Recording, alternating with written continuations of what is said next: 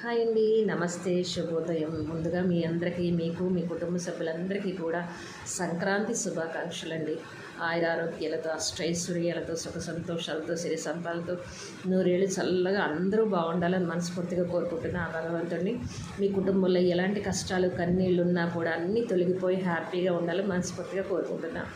ఇవాళ వీడియోలో ఆడపిల్ల పుట్టింటికి వచ్చేది ఎందుకో తెలుసా అండి?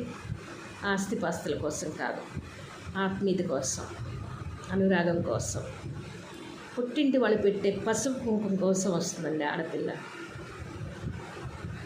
అలాంటి ఆడపిల్లకి మీరు కంట తడి పెట్టి పంపించద్దు దయచేసి. ఎందుకంటే మీకు ఎన్నున్న మనస్పర్ధలు పక్కన పెట్టి పండగ పూట ఆడపిల్లని పిలిచి చక్కగా పసుపు కుంకుమ పెట్టండి, కడుపు నిండా భోజనం పెట్టి పంపించండి. ఎంత తృప్తి పడుతుందో తెలుసండి.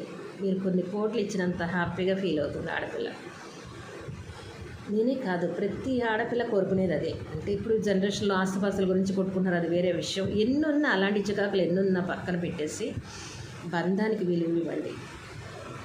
ఎందుకంటే ఆడపిల్ల కంటతడి నట్టింటో పడిందంటే మన ఇంట్లో మనకి శుభం కాదు. అది కంపల్సరీగా అందరూ బాగుండాలని మనస్ఫూర్తిగా ఈ మంచి సందేశాన్ని మీకు తెలియకపోవచ్చు అనేది చాలామందికి తెలియకపోవచ్చు అని అనుకోవడానికి కూడా లేదు. తెలిసి కూడా ఆచరించరు.